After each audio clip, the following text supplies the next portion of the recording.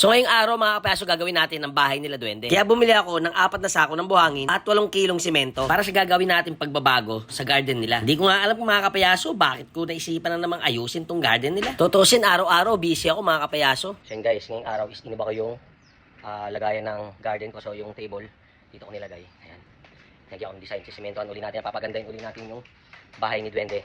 After ilang months, naging ganito na yung ano niya, itsura niya. Ayan. Pumangit na, nawala na yung pintura. Siyempre, ulan, araw. So, tinanggal ko na rin yung punong mangga rito. So, yan, ayusin uli natin yung bahay ni Duwende. So, yan. Sisimentohan natin yung mga nasira. Yan, marami nasira, pakita ko sa inyo. So, yan, mga nasira, mga nabakbak. So, yan, mga nasira, nabakbak. Ayan. So, dito kasi nakalagay dati yung garden set natin. Itong upuan. Tapos yung isang upuan nilagay ko rin sa labas. Para pag may nagbabasketball, pwedeng tumambay dyan. Sa table nilagay ko rito para sa duyan. So, tingnan muna natin kung anong gagawin nating pagbabago dito sa garden nila Duwende. Ayan. So, let's go.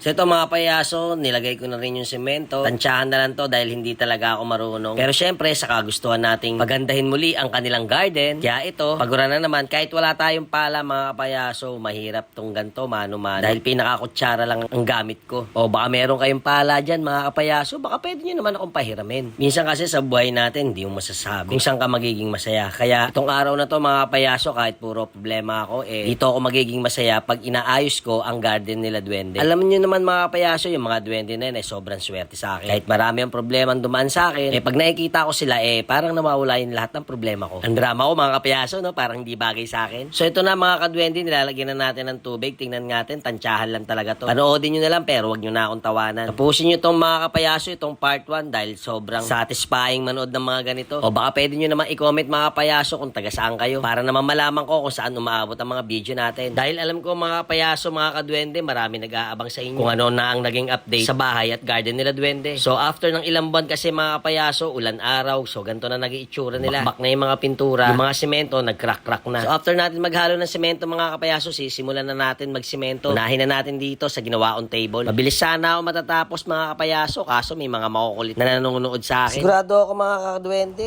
masaya sila Duwende dahil nakikita nila na inaayos ko yung garden nila. So kung makikita nyo mga kapayaso, may mga part lang ako sinisimentohan. Ayan kasi yung mga nagka-crack. Dati kasi may puno akong mangga dyan. So habang lumalaki siya, lumalaki yung ugat. Yung mga semento, binabasag niya. Buti nga mga kapayaso na agapan ko. Kasi baka pag sumobrang laki yung puno ng mangga, pati yung bakal na fence, sirain na. So ito na mga kapayaso, tuloy na natin ang ating kwento. Kung naalala nyo mga kapayaso, meron din puno ng papaya. Doon ko unang-una ginawa yung content na Duwende. Dahil doon ang pinaka-trending talaga. Isang upload lang unang araw na video. Pumalo na ito ng 12 million views. Kaya ako nakilala bilang si Duwende. Lahat na nakakita sa akin, ang tawag na sa akin, Duwende. Guys, ito palang na semento natin.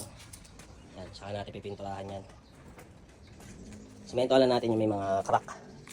Yan, masinira ng puno. Ito kasi nilipat ko kaya kinrap ko pa rin yan. Kasi ito sisementohan pa natin.